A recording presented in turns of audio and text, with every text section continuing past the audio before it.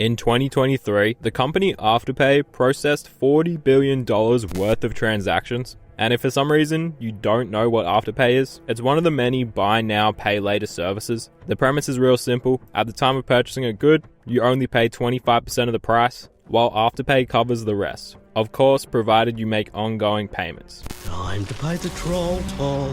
No excuses, because I now accept Afterpay. You accept Afterpay? But with Afterpay handling $40 billion in a year, you know they've got to be cashing in somewhere. And just to give you a quick idea about what $40 billion looks like and how much money that actually is, imagine every single Australian spending $1,500 or, even getting given $1,500. With $40 billion, you could buy 50,000 houses priced at $800K. And I'm an Xbox nerd, so I could buy 1.7 million Xbox Series X consoles. Afterpay and Zip are the most popular providers here in Australia. And over in the US, you've also got Klarna, Affirm, and even PayPal getting in on the buy now, pay later game. These services are really hard to avoid. And if you didn't know, most buy now, pay later platforms make the majority of their profits through merchant fees and customer late fees. So that means every time a customer checks out using Afterpay, the retailer gets hit with a fee, usually around 6% of the transaction price. And legally, that fee cannot be passed on to the customer, but plenty of people have reported being charged extra by retailers trying to dodge the merchant fee that these buy now, pay later services charge. And of course, on the customer side, you've got a bunch of hidden fees and potential late fees that can add up to $68 per transaction. But anyway, more people jumping on buy now, pay laters means spending volumes have blown up significantly. So Afterpay is making bank, not just from merchant fees charged to retailers, but from users potentially like yourself or your friends. If you're financially comfortable, you most likely don't need Afterpay. These services are clearly filling a gap, mostly for lower income earners who need more flexible payment options. And by splitting up payments, it makes expensive purchases feel smaller, easier, and more justifiable, which of course leads to lower income users spending more than they normally would, or even spending money that they don't have. You're afterpaying your Afterpay. Well, what's wrong with that? The concept of buy now, pay later really started as a clever little idea that has now quickly turned into a full-blown spending revolution, with 43% of adults in Australia admitting to using a buy now, pay later service. And just a side note that I'm reading now that's actually pretty interesting. Not many people know this, but Afterpay is actually owned by Block, who also owned Cash App in America. So these guys know what they're doing when it comes to money.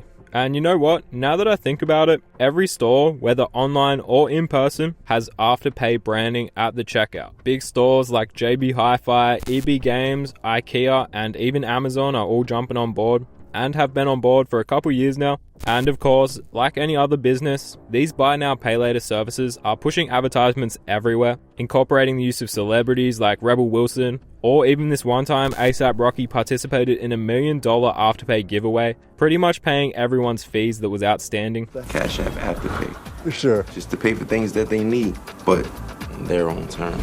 ASAP?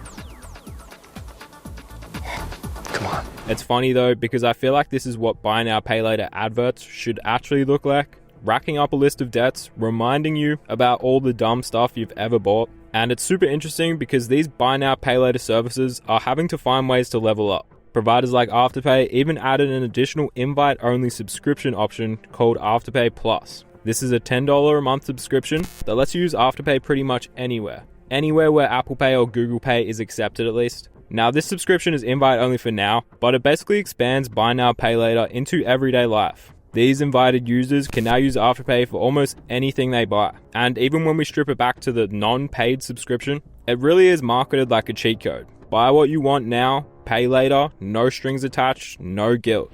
Just 4 easy payments. But this doesn't just mean spending more, it now means spending more without thinking. I'm talking mindless, impulsive, meaningless transactions that will stack up quietly. Buy now, pay later has become a psychological trap. It took something serious like debt and big purchases and has repackaged it into something super casual. They do this by breaking down the purchases into bite-sized payments, now lowering the mental barrier that usually makes us pause before we spend money. It really made transactions so easy and thoughtless. Suddenly, a $200 impulse buy didn't even feel like $200 anymore. It felt like $50 now and $50 later. It really tricked people into feeling like they were budgeting, when in reality, they were just delaying the financial hit.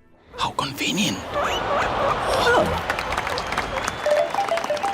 And like I touched on before, when you stack up a few of those pay later purchases back to back, the debt will really build fast, often faster than people realize. Buy now, pay later providers really locked in on making spending effortless. The process is clean, it's simple, and it's fast. You can drop $2,000 in less than 10 seconds without paying anything up front. No real pause, no stress, just a couple of taps and it's yours. That mix of convenience and minimal friction is exactly what made these services take off. You can use your phone, enter a unique code, install a browser extension, or even get a physical card to make it even easier. And with fast food now offering buy now, pay later options, you could be paying off lunch a month after you've already digested it. But things really start to go downhill when existing Afterpay users were given the option to pick a preferred payment day, letting their first payment be deducted up to 14 days after the initial purchase. This completely removed the need to even have money in the user's account the day they were committing to spending it. They could drop hundreds, thousands, with nothing even in their account. I was actually working one of my first jobs in retail during the time buy now, pay laters were getting introduced, and I got to witness firsthand the shift in shopping habits as Afterpay and Zip started rolling out.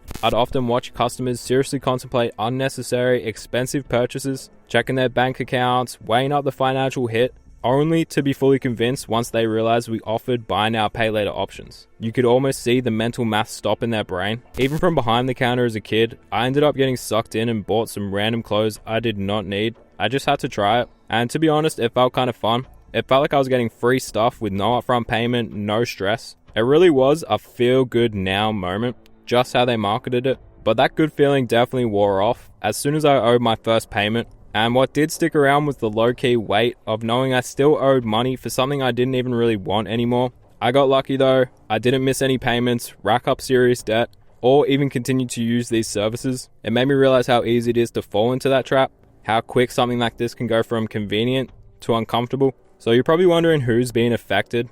And the average 18 to 24-year-old in Australia is sitting on almost $8,000 in debt as a result of using these services. That's like 35 years of Games Pass Ultimate or something, or even a decent used car. That's $8,000 in debt just from Afterpay. That's not a car loan, that's not rent or a home loan. That's just, quote, 4 easy payments. Some users even using pay later services on purchases as stupid as a $25 vape.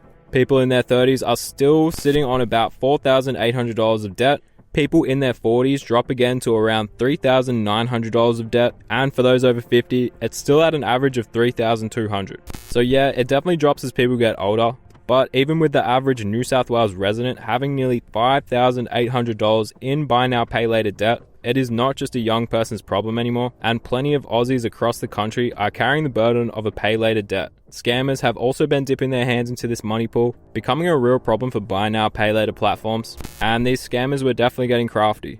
Fake names, stolen info, shady tactics. They would open new accounts, stack up as many purchases as they could, then disappear before the first payment was due. It used to feel like buy now, pay later flew under the radar, no credit checks, no questions, just a few clicks and you're good to go. However, as of June 10th, 2025, buy now, pay later providers in Australia are legally required to hold a credit license, aligning them in the same legal category as credit card and personal loans. This is a significant shift for users and now means you will get credit checks every time you apply. Your existing debts with other buy now, pay laters get factored into other applications, and late or missed payments could now hurt your credit score. Even just signing up to these programs leaves a mark on your credit history. Every buy now, pay later application shows up as a credit inquiry, and too many applications in a short period of time can raise red flags, even if you've never missed a payment. Imagine finally deciding to lock in on a big loan, only to realize that a pair of shoes or a gaming console you got years ago is now dragging down your credit score.